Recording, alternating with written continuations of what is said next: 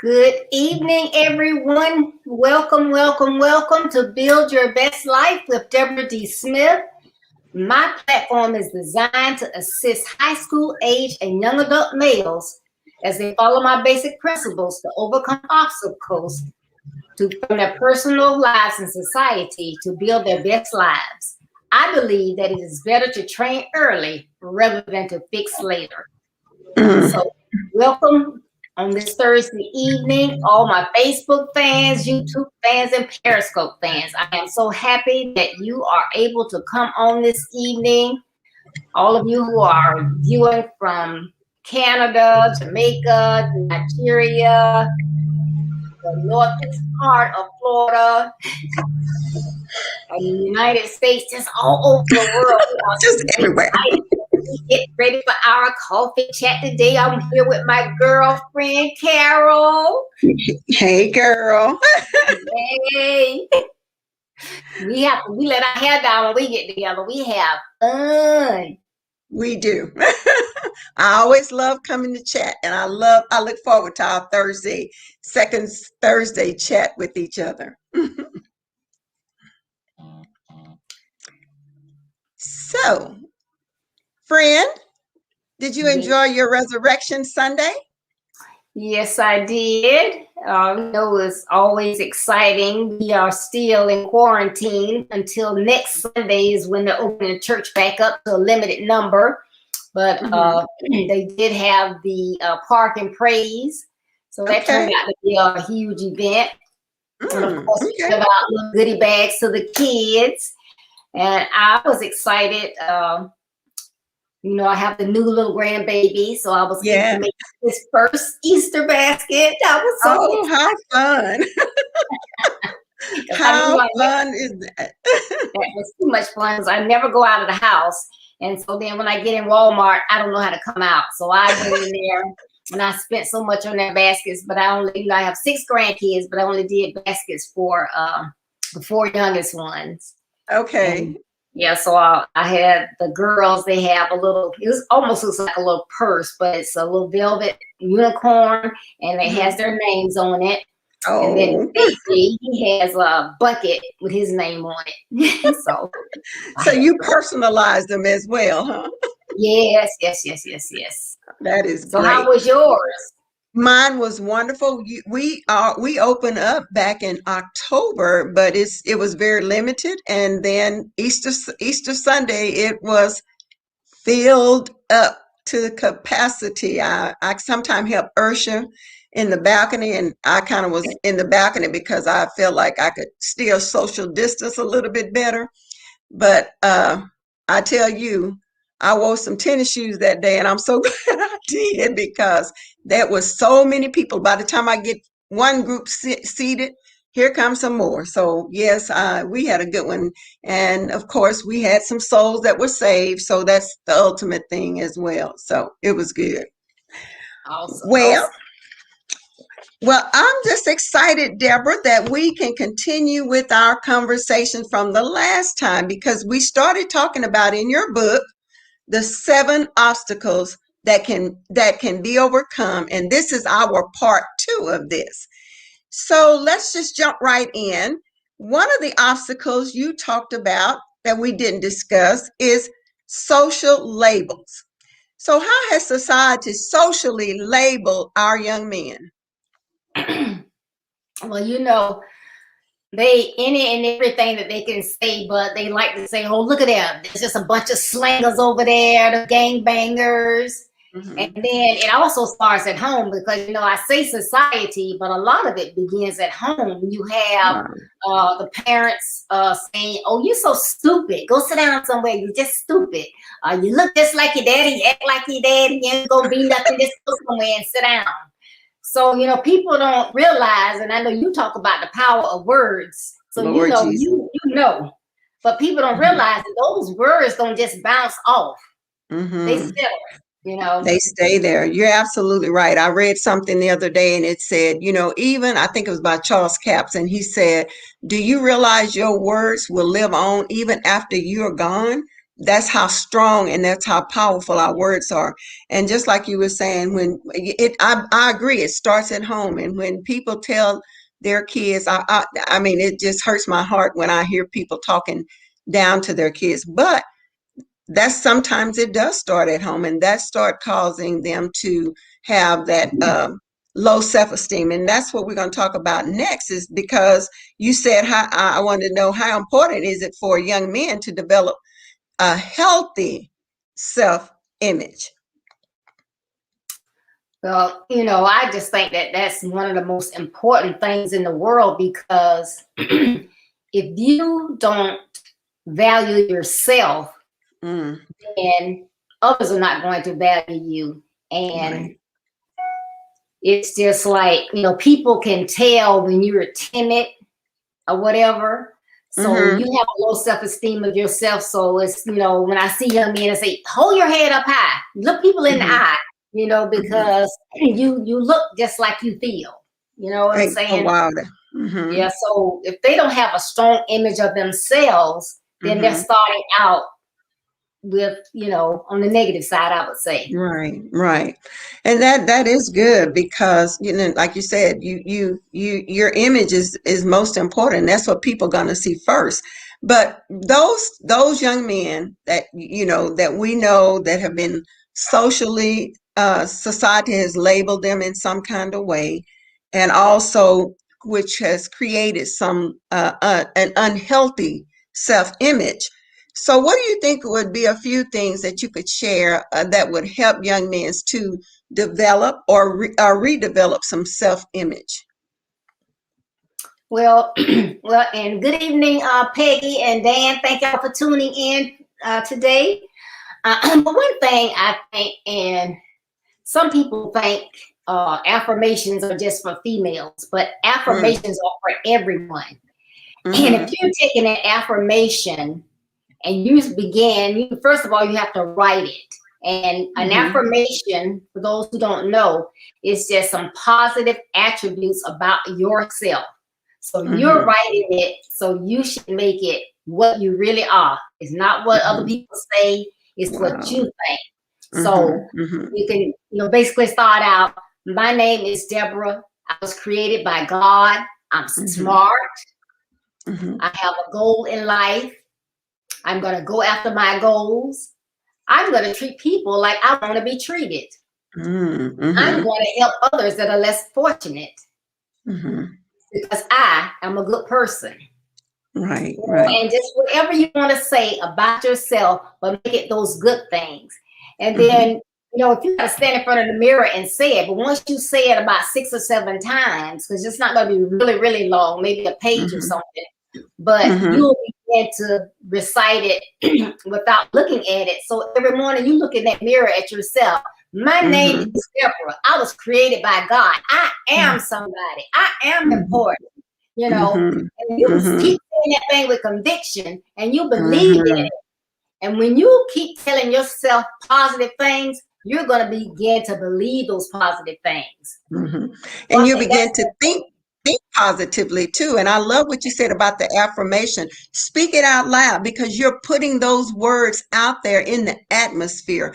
And it's something about hearing our own voice, gives it so much credence. So I love that. And you're absolutely right. You have to get up and tell yourself who you really are. And like you said, not who somebody said, not no label somebody put on me, but who I am. But that takes some time for them to really think about who they really are, or think about where you want to go or what you want to be. You may not be that today, but if you keep saying and affirming that, that is what you can do. So I love those positive affirmation, and it is so important that our young men know that they are somebody. They are, they can achieve. They can do great things through Christ, who can give them the strength to do it. But, and putting themselves around other positive people, I think is important too, that they can put themselves around people who's going to help them with living their best life and reminding them of who they are. So I think, encouraging, like you say, parents have to encourage them. We as Sunday school teachers or whatever, we have to also encourage them to live up to who God said that they could be. All right. So you talked about, Deborah, I love this that you quoted. You said, talk about and I want you to talk about the silence and the noise. What does that mean? Okay, when I talk about the silence and the noise, Mm-hmm. sometimes you have to block some people out. Mm. So that's the silence. Mm-hmm. Because people just go after you and go after you. And there's some people that I call it pushing the button. They know what is to push. And they'll just continue to do that. I'm going to see what button I can push today. I'm going to go see how I can set her off or set him off or whatever. So you have to sometimes just, I'm just going to block them out. But then you have to manage your space and those around you. And it's not, earlier I said your parents sometimes are the ones that are speaking those negative things. So not in a disrespectful way, but you need to sit down and have that conversation. Can I talk to you a minute? I study. When you see me, I'm not out playing. I'm in here. I have my books. I'm studying. My grades are pretty good. And Mom, you often say I'm just like my dad. He's nothing. I'm not going to be anything. When you say that that really hurts me. Well, I'm just trying to make you be the opposite. Well, Mom, when you say that, it's not working that way. You're making me feel really, really bad. I don't take it the opposite way. It's not working the way you think it's working. It's really hurting. Right. And that's that negative speaking. And I love what you said. Sometimes you have to just sit down, and it's like when they sit down to talk to their parents, you do have to have a certain tone and a certain amount of respect. But I think sometimes as parents, we can truly say that sometimes we do miss the boat on some things, and we're human and we can make a mistake as well. So even sitting down there, saying to them how, like you said, how you constantly say, I'm going to be like my daddy, but that's trying to use the opposite thing to make something good, but that doesn't always work. So sometimes that, just begin to tell them who they really are, and not, let them become who they are, and not, being labeled by things that's negative on parent side. So, well, anything else you want to share on the social labels? Just to the young people, I know when you're young, you think some things are funny and they really aren't.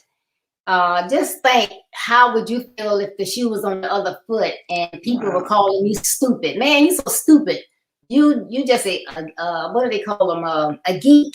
Little smart kids. I mean, it just beats all in me to try to understand why smart kids get picked on.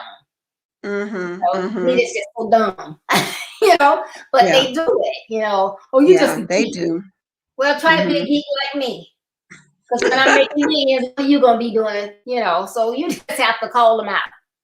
You do, and I always say sometimes you have to stand alone if standing alone is going to make you reach the place that you want to, because, that, like you say, that noise, especially when the smart kid, the noise is really to get you to try to conform to what they want, and so you do have to kind of shut the noise out so you can continue to know who you are and continue on the path that God has for you. But you said, go ahead. Oh, let me, we had some comments out here, sorry. Okay. Jocelyn said, use discernment and block the right people out. I think that is great.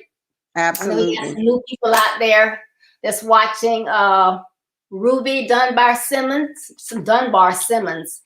Jocelyn Charles, Dan Smith, Tamika Mack, Peggy Wiggins. Thank all of you for tuning in. Mm-hmm. Glad to have you here while we talk about these the rest of these obstacles that can be overcome. We're having so much fun. We are.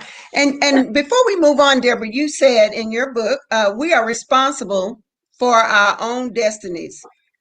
So talk to them a little bit about we, in the end, we are responsible for our own destiny. Right, because people are going to judge us. People are going to talk Mm-hmm. about us. We're going to have ups and downs, but at the end of the day, our lives are what we allow or don't allow in our spaces.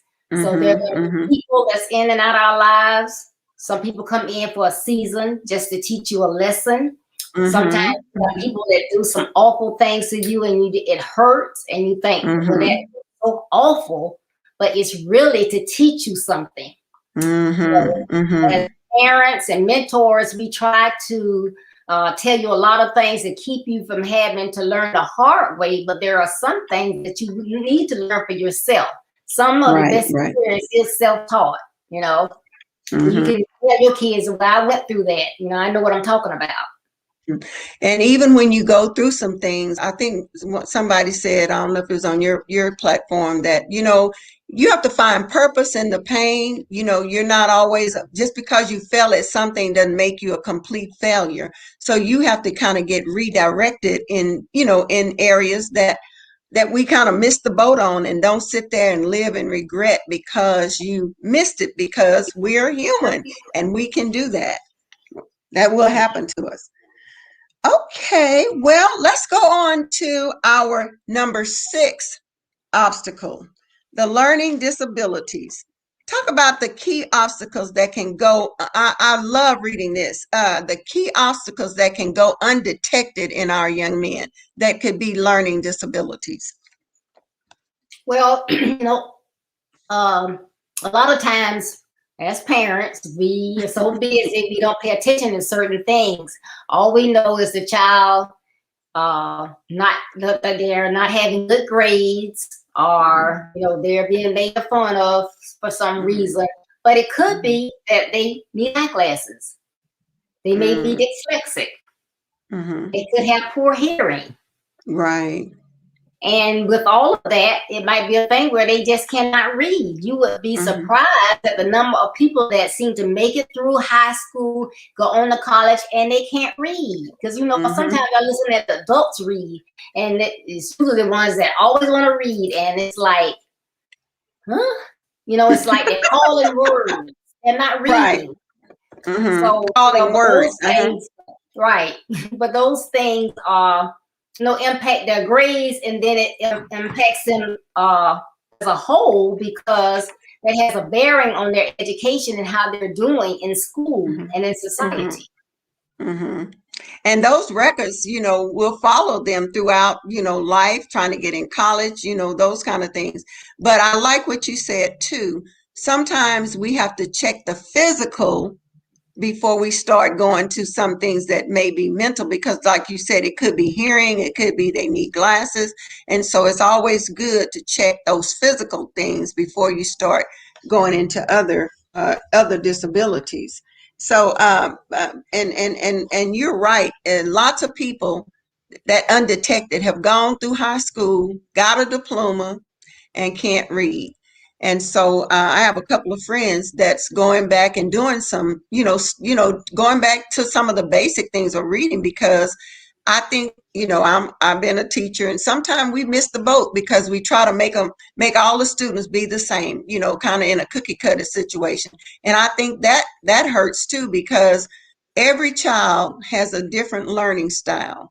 And so we've had to learn how to address those learning style. But 100 years ago, when I was in school, people didn't, you learn it this way, and that was the only way. And if you didn't, you get labeled that you can't learn, or you get put in special classes and those kind of things. So you're absolutely right. So many things can go undetected, but that's why we're doing this program tonight, because we want people to know that if you have young men, or any young ladies too, look for those things that could be a real reason for them reading. Because I know when kids would not follow good directions, or they were always moving around. For a while, I didn't understand that because I'm kind of real struck. You got to sit down here because you're making me nervous. But those kids probably needed some attention as far as what they, what they need. So because some of them have that attention deficit disorders and those kind of things. So you're right about those things that go undetected. But even with that, what are some of the results that can come or stem from learning disabilities? I think you talked about a little bit of them, but any more you want to add that can Uh, stem from that? yes, and before I go into that, I do want to say, and I just noticed this, I guess yesterday, Mm-hmm. and people, like I say, parents today are a little different. A lot of them are all of them are really, really busy, but Mm-hmm. they put priorities in different places. You have some parents that put their priorities with their children, and then they Mm-hmm. come, and then some is all about them. The children get what's left over. So I Wow. noticed Mm-hmm. my granddaughter yesterday, her mom, she's just in kindergarten. Yeah, kindergarten. But she Mm-hmm. had so much homework. But yesterday, her mom, she's right on it. So when I dropped her off yesterday, her mom was saying, it was time for her to do her homework. And so her Mm-hmm. mom was looking. She said, "You got word problems?" And she told her, she said, "Here, read this." Now she read it like, calling words, but she's in kindergarten. This work that they gave them is like, to me, for somebody in second or third grade that can really read to do these math questions. But what Mm-hmm. if that child's parent just gave it to them and say, "Do it," and then they get them all wrong? Right, right, You right. know, there's something else that's coming up, and then that child is getting labeled, and it's not going to get better as they go on. But Mm-hmm. because Mm-hmm. my daughter-in-law, takes the time, she's looking at it. You can't read this, but she's gonna sit down with her and read it Right. to her, so she'll Mm-hmm. Mm-hmm. understand, and then of course she'll do better on the assignment. So Right. you Mm-hmm. just have to think today is just so much different, and what they have in third grade now is something I probably had in eighth grade. Right, It's that exactly. different. It is. It really is. I mean, like I said, I used to look at some of the, when I went back and started substituting, I'd look at some of those math problems. I was like, are you kidding me? Some of this we didn't get to middle school and the kids are getting. I think the reasoning behind that, if they start introducing them to, higher level things, then they will do higher level things. But sometimes that can frustrate a kid and then, make him think that they're not able to learn because it is at such a different level. So, but thank God for your daughter-in-law, who, put priority there, and knowing that the kid can't, that's just too advanced for her, but to take time and read it to her so that she will get a better understanding. So you're right. We have to make some priorities and put their education is a priority as well. Right. But to Okay. answer your question, I'm sorry, but for No, some you're of fine. those disabilities, what happens is, because they're not doing well, they're not speaking up, or they may not even realize what it is, why they can't see so well, or Mhm. why they don't know what the teacher's saying. Okay, they can't hear that well, and they're in the back of the class and whatever.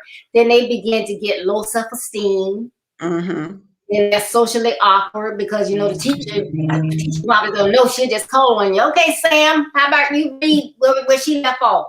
Sam don't know where she left off because Sam don't know the word. Or Sam can't see. So then Right. he socially awkward. He got his head down, and then something wrong with him. See, then they Mhm. that's Mhm. another label. Oh, something wrong with him. They better check him out. You see how Right, he right, just put his head down. Nothing wrong with him. He just ashamed that he can't read. right, right. He can't see Mhm. it. Mhm. So it's a sensitive situation, but it's just that's Mhm. where we have to be wary of what's going on Mhm. and take time.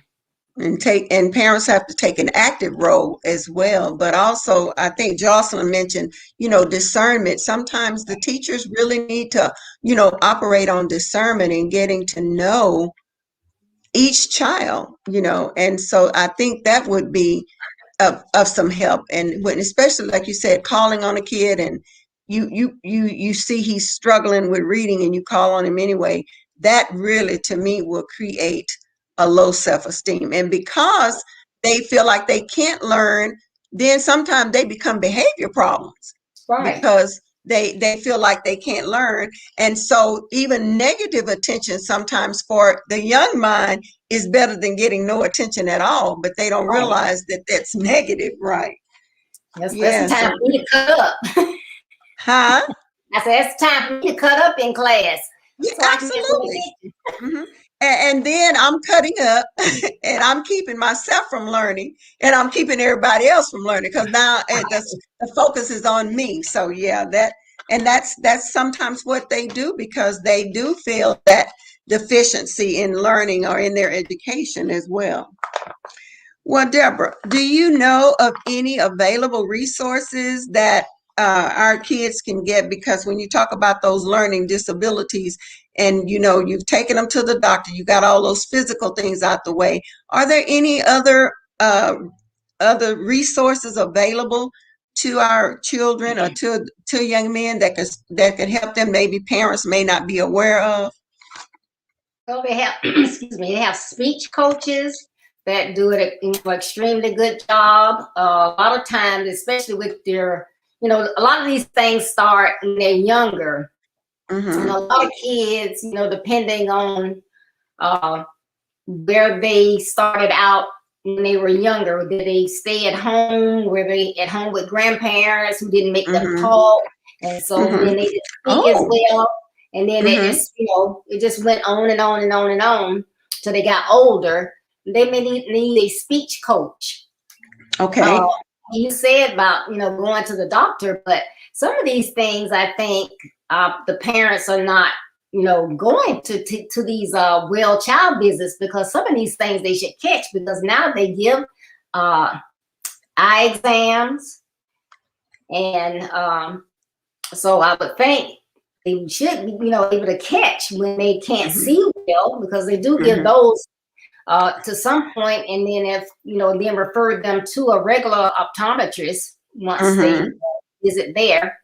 Mm-hmm. And of course, being an optometrist, they can deal with the dyslexia or whatever, and Mm-hmm.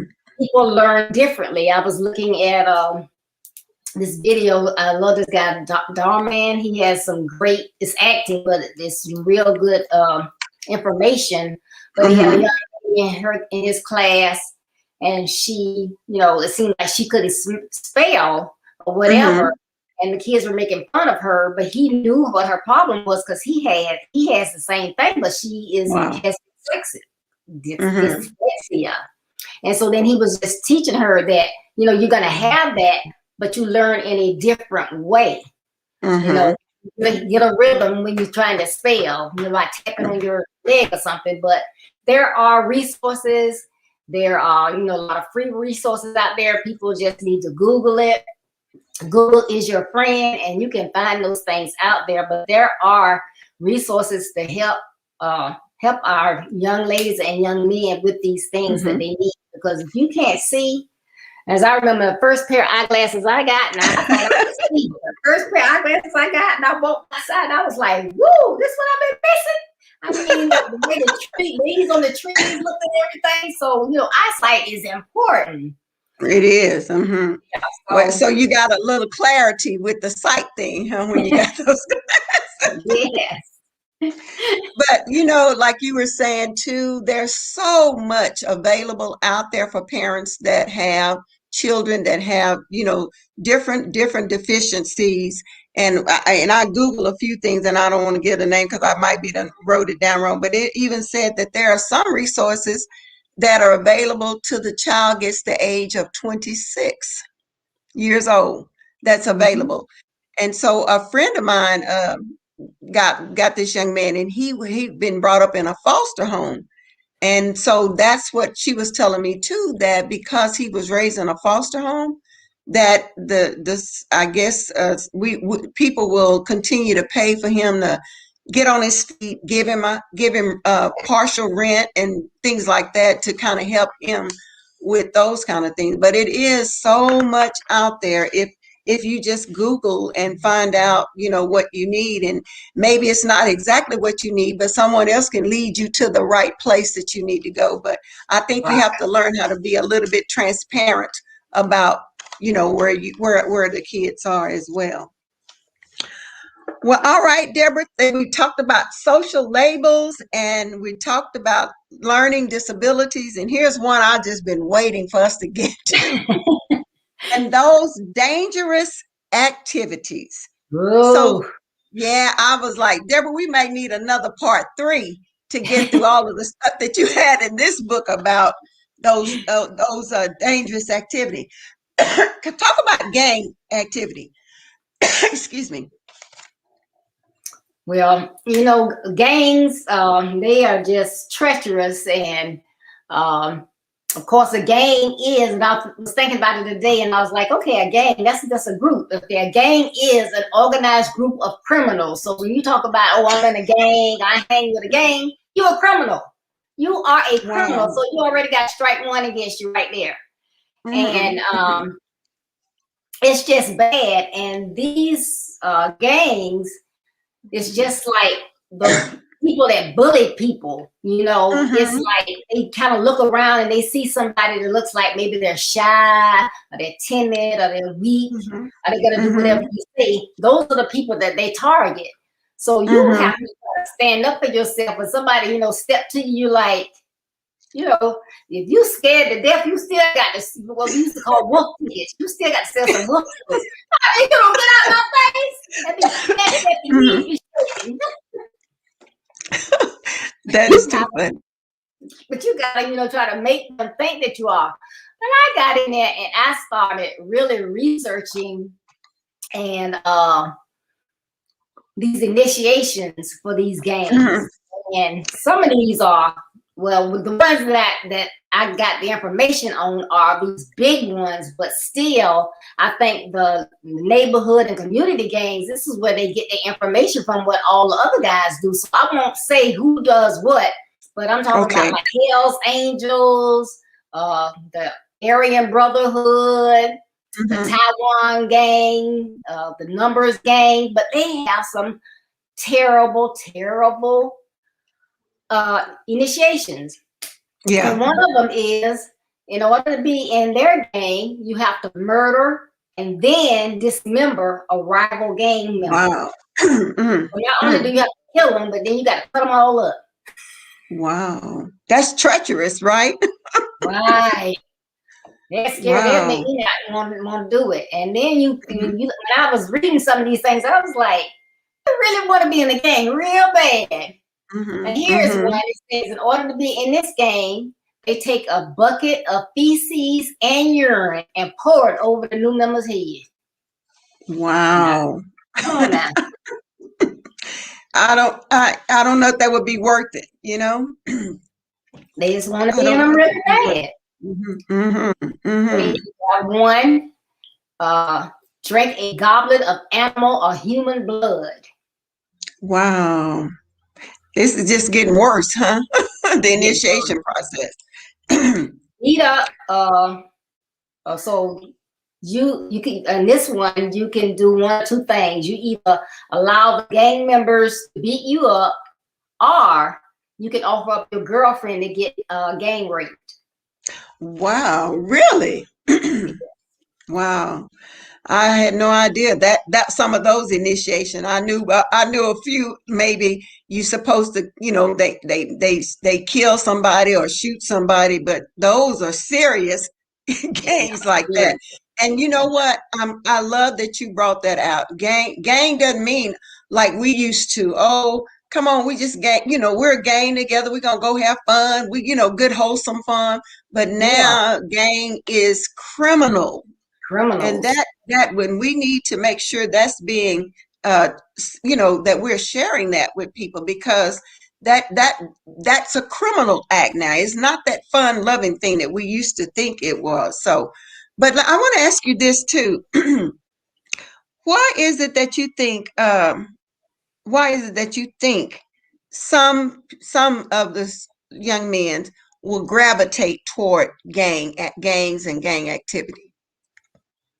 Well, I think some are afraid not to because Mm, I've heard of sometimes gang members will go after certain people and they'll mm-hmm, threaten them and their families if they don't become a part of the gang. So that's one mm-hmm, thing. mm-hmm, And then if you find someone that has low self-esteem, nobody mm-hmm, cares about me, nobody loves me, mm-hmm, man, I get in this gang, we gonna hang, we gonna be down like 4 flat tires, they gonna have my back, so they think they getting in something and they get in it and they find out, they're going murdering people and doing different things and then they can't get out. mm-hmm, mm-hmm. So But it's that is something. And one of the things I thought about is sometimes the young man or young woman, they are looking to belong to something, and they Mhm. are, they're looking for, sometimes they're looking for love, they're looking for, attention, but just a place. I think sometimes just wanting to belong, and like that, to me, is one of the things that I think will go back to what you talked about in the beginning, that as parents,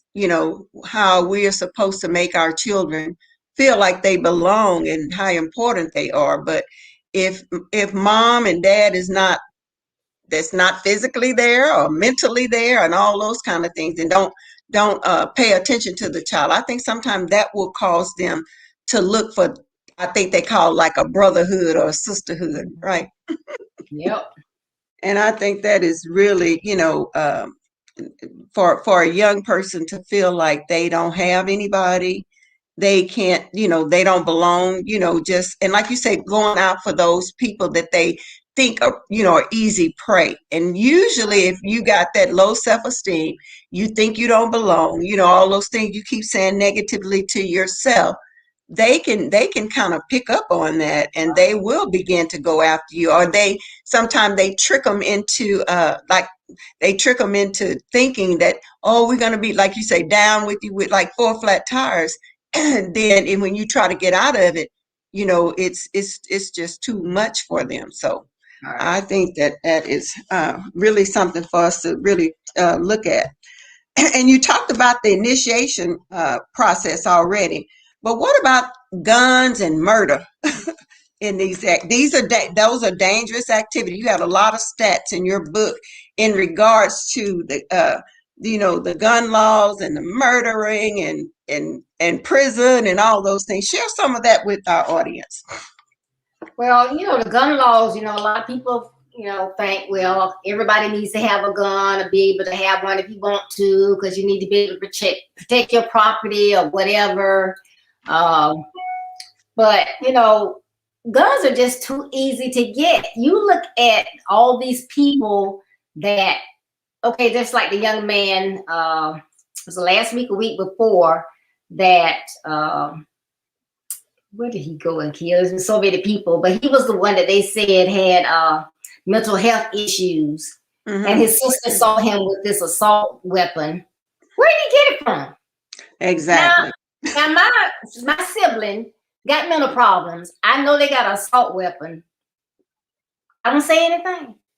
Hmm. I Hmm. don't understand that. I don't understand where he get it from and why you would allow him to have it if you know something's wrong with him. Then he just go and Exactly. waste all these people.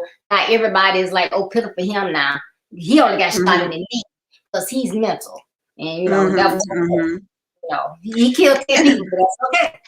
You know, but it's just so easy. And I was asking my Mhm. husband, I say it's easy, is it easy? He said, well, you have to get a background check, but you can get one in 3 days.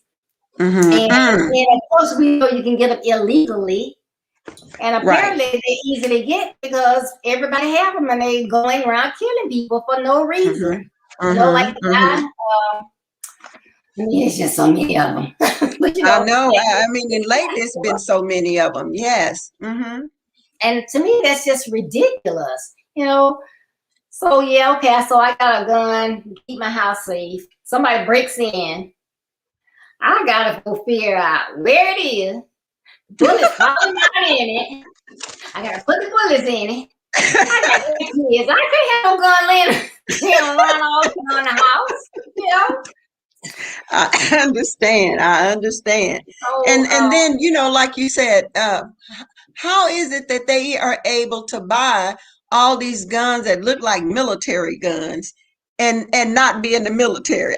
That one I don't understand. All these so many rounds of guns, I'm like, come on, that's just ridiculous to have. That goes beyond protecting your environment or protecting your home. But when you go buy guns like that, it should be really looked at, because that's to me, that's just, and I'm like you, guns just scare me anyway. So I don't want to be. I want to go take the class, but I haven't got enough courage to go and courage to go and take a class. But anyway, but yeah, the gun laws are really, really something for, as parents, for us to, begin to talk to our young people. And once again, it goes back to one of the things you said earlier, how we have to pay attention, be like Jocelyn say, have some discernment and know something could be wrong, and and you need to address it. You see it, but sometimes people turn their back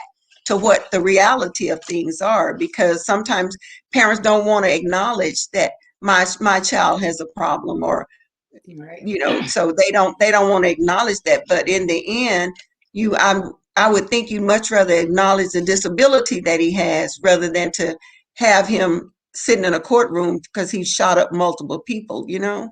So yeah, it's been a lot of those. Well, Deb, well, what about lack of morals and ethics plaguing the nation? Talk about those. That's some of the dangerous activities that you wrote about. Well, I think that those are dangerous because it's just like people have said, you know what? It is what it is. They don't care who they hurt, what they do to people, how they act, whatever. There are no morals, there are no ethics. It just doesn't matter anymore. Just like I think the reason why people can get these guns and just do all these things is because, you had these people when they attacked the Capitol back in January. People riding along making YouTube videos and posting them, talking about what they're gonna do. Nobody did anything to them, And if they did, it was just like, a little slap on the hand. Mm-hmm. So no, it's like nobody cares. And if Mm-hmm. nobody cares, then what? Because like they say, well, people say Black Lives matters. I say every life matters because Absolutely. everybody was created and everybody is important. There are good and Mm-hmm. bad in every race and every nationality. And if everybody followed the golden rule, we wouldn't have all the stuff that we have. Mm-hmm. Mm-hmm. Because And you. I've had some Black people treat me like I was a dog. A doctor dog at that. Some white people that treated me like I was their sister or whatever. Mm-hmm. So Mm-hmm. I and my mom never tried to talk against anybody to me. That was one thing. I said, well, I guess I kind of lived a sheltered life because a lot of things I didn't encounter until I got to be an adult. So some of the things I see, I encountered for the first time, but I just, I asked, I think it was Delarice on Tuesday, do you think things are getting any better? It just appears that nobody cares anymore. It's just like, heck with it. Nobody, everybody's for themselves, and it's just like, oh well. Just kind of anything goes nowadays, right? Yeah, anything goes. Anything goes. Mm-hmm. Yeah, it is kind of sad that the lack of morals, and it seemed like you said, more and more lack of morals are happening in ethics. Every day we see something that's different than where we are so used to having looking at morals, and looks like they're just slowly being taken away, or we're not paying any attention to them anymore. Well, you talked a little bit about the stacks on murder and the age group. Kind of share just a little bit about age groups and the murdering. Well, of those that committed the murders, those aged 20 to 24, they were the number one, the highest percentage. 13.8% of the murders were committed by those 20 to 24 years of age. Wow. And then the third largest group was those aged 17 to 19 years of age. And that was 9.1% of those that murdered someone. So it's our young males that are out committing the murders. Yeah, that's why we have to begin to start paying attention to them and help them try to create a better life, build a better life, because that, like you said, when you're in a gang, that's criminal, and so one thing leads to another. And so we really need to start, implementing or trying to change some ways of thinking about our young men, because it's a wasted life that early in 13 and 17. That's just such a wasted life to murder someone and know you're going to end up in prison. You may get away for a while, but you eventually going, as they say, you do the crime, you're going to pay the time for it as well. Right. Well, And then one last, those go ahead. that were victims of murder, that were murdered, those aged 25 to 29 were the number one group, and it was 15.9% that were murdered. So we have a large group, they're either being murdered or they're being incarcerated. So we got a lot of work that needs to be done. A lot of work. Absolutely, a lot of work. Well, all right. Well, choosing your friends, talk about that, because sometimes my son would always come home and say, "Mom, my friend," but never would say their name. And one day, one of my friends asked, well, what is the friend's name? Because he would never say that. But let's talk a little bit about how important it is choosing your friends to make sure that you're going to build your best life. Well, anybody that wants to have a successful life, that's one of the first things that you need to do. Like last year, I did a series on the building materials that you need in order to build a great life. And that's the very first one, associations. Because believe me, people can bring you down. And I don't care who those are. It can be people that have been in your life for 20, 30 years. You think they're the best thing. You think they have your back or whatever. But get in a position where you really need them, and you'll see. And if you are striving to build your best life, then that means that you have some goals in life. You want to go to college, or you have some type of art or something that you want to be able to do. You want to be an actor, or artist, or engineer, or something that you strive to be in life. And you are setting yourself up to do that. You're trying to make good grades now. You're trying to stay out of trouble. You're trying to, follow those rules that your parents have, even though you don't agree with them. Then you want to hang around with those same type people. If there's you got somebody hanging around you, and every time you turn around, man, let's go egg somebody's house. Let's go throw some rocks. Let's go do this. Let's go steal a car. Because they might start small, but they're gonna get bigger and bigger. Exactly. My husband, before he retired, he worked for the railroad, but they ship a lot of cars by rail. And they would hit those cars before they take them off the train. When they take them off the train, they put them in a lot first before the dealership sent for them. They would hit those cars, and one person would knock the fence down with a car, and everybody else come out, and they would go after them, and all the time it would be teenagers. Are you serious? Some of them couldn't even drive. They would get down the road and wreck the cars or whatever. But it's, hey, this is fun to do. Come on, let's do it. We won't get caught. We're not going to get in trouble. We're underage. It'll be all right. No, you don't know what it's going to be. You hang with the wrong people, you get in trouble as well. And I talk about eagles. Eagles are the only bird that can really fly high.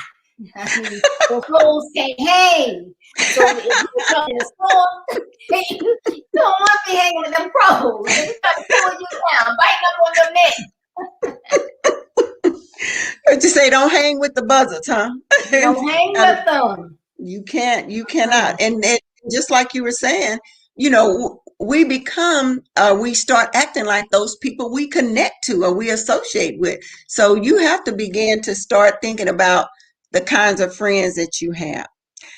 Well, Deborah, this has really been good. And so I just want you to share one last thing that you kind of hit a little bit anyway. How important is it for adults, whether parents, but anyone who is in contact with young people, how important is it for us to learn to listen without judgment? Hey, I don't even know what word to use, but it is so crucial, it's essential, it's important, it's vital for parents to listen without judgment. Because if your child thinks, if I go to my mom, I go to my dad or my grandparents, all they're gonna say is, "Oh, why did you do this? And why did you do that?" And that, and they not even let me get it out. I'm not telling them anything. They'll keep it inside. There are things that your children need to talk about. They may have a sense of thinking suicide. Suicide is the third highest cause of death among our young males. And so you never know if they even have it on your mind, because you look at some of these kids and you think, oh, they're so upbeat. And the next thing you know, you hear altar call and they have the time they try to commit suicide. Yeah. You have to, you know, take that time to listen. But if you can't, if they don't think that they can come and talk to you and you're going to judge them, they're not going to talk to you. They won't. I know we've been on a while, but as an example, in my book, I talk about this young man, and in the book, I just call him Joseph. But he was being bullied in school, him and his friend, and his classmates and everybody in the school would just play all kind of pranks on him, saying that he was gay. He was gay. He was gay. His friends were gay. They were, you know, partners or whatever they called them back then. And they kept saying it like month after month, and he was one of those quiet people who didn't bother anybody, so they continued to say it. And so then he began to think, well, maybe I am. And, you know, they keep saying it, am I? So he had that mindset, but he didn't think that was something he could go to his parents and talk about, because if he went to his parents and talk about it, and he goes, oh, you're gay, you're going to get out. Because a lot of our homeless young people are those who have gone to their parents and said, well, I'm gay, I'm a lesbian, I'm this, I'm that, I don't know. Well, you're going to get out of my house. You know, they, can they help it? I'm not one to say they can or cannot. But I don't think I know I wouldn't put my child out. That's my child. Whatever my child's going through, that's my child. Exactly. But a lot of people don't do that. So this young man didn't feel like he could talk to his parents, but I was one. I was always there with my child at the games, and you know, I would give them rides to and from the games, back to the school, and I would, you know, whatever they wanted to hear on the radio, I would play it, and I, you know, jive around with them. So he asked me what they could talk to me, and he told me, you know, that the guys had been teasing him, and he didn't know. I said, well, I'm pretty sure if you are, your parents should love you just the same. If it was my child, I would still love him, you know, love him. I said, you know, we really do need to talk with them. I said, because there are, most people have a clause in the insurance at work that they have the employee assistance program, and it's free, and they will talk to you, and whatever you say to them will be in confidence, unless, you know, they feel like you're going to hurt yourself or something like that. I said, but otherwise, confidence. I said, so we can go talk to your parents. I will go with you to see if they have that, so you can get some assistance. Yes, ma'am. Yes, ma'am. And so we did, and I explained to them, and they listened, and they didn't run their mouth. They listened, and they did have this particular benefit with their insurance. And he didn't talk to them. You know, I didn't ask, you know, what happened or whatever, but I did see him years from then, and he thanked me. And no, nothing was wrong with him. It was just that negative, that negative noise we talked about. Right. You know how to block it out. But he's married, got children, is as happy as he can be. But if he cannot, you know, had someone he could talk to, he might end up being gay and wasn't really gay, you know. But it was one of those things. But you have to show your kids that they can come and talk to you. Right. Because you never know what's hurting them, what's going on That's inside. true. Never know. I think that's great, you know, because we have to let them know that we're not the enemy, you know. And so when we can let them know we're not the enemy and allow them to be able to express themselves and like you said, and don't judge them, just let them talk, because that may be that one time that you can steer them in the right direction. But if we start judging and talking to them crazy, that's going to just shut them completely down. And they probably won't ever share anything else with you because, and I always say, what is the saying? That's why God gave us 2 ears and 1 mouth so we can listen. So we have to become, I think it's an art in listening as well. We have to learn how to listen, so, but anyway, well, Deborah, I always enjoy our time together. So do you have any last thing? I love you to tell them about building your best life and your signature that you always talk about building your best life. I love that one. So you want to share that? Well, thank y'all so much for tuning in today. As Kara said, we have so much fun when we have our coffee chats because we can just relax. You don't feel like, we're in any strain and just talk about what we got to talk about. Like the president was supposed to release a gun law today. I was hoping that I had that, but I didn't get it when the news was on. But we have so much fun doing this. We appreciate you tuning in. And again, my passion is to assist young men in building their best life. And they can do that by following basic principles that no one has taken the time to teach them, that has been lost somewhere along the way. So that is my passion, and I love doing that. So please follow me on all social media. But if you would follow me on my website, www.buildyourbestlife.org, which is on the screen now, www.buildyourbestlife.org. You can find out more about Build Your Best Life, about myself. You can find out, you can read my weekly blog that I release every Monday. You can find out about my calendar of events. And I'm so happy. I'm going to have the 2nd annual Mothers with Sons seminar on May 3rd. And I'm excited. One of our participants is Miss Carol Crockett. And I'm always excited. Excited. Yes, so please put that on your calendars. And also my web store is out there. You can get an autographed copy of my book, Build Your Best Life. It has all the basic principles in here that will assist young men, young ladies, parents, mentors, coaches, in assisting someone that help build their best lives. So if you go on there, you can get your autographed copy. If you're in the Bahamas, if you contact Anastasia Smith, she has copies there in the Bahamas as well. If you want it right away, like tomorrow, or you want an ebook, Amazon.com. Let's build your best life. So thank you so much for tuning in. And as you go on your way to try to be a better you, there will be distractions, rough terrain, detours, and distractions. Don't let any of these negative aspects stop you. Though they may slow you down, keep going to be a better you so that you can build your best life. Thank you. Be blessed. And I'll see you next month on second Thursday. Coffee chat. For my girl. Bye-bye, everybody. Yeah, thanks. Bye-bye.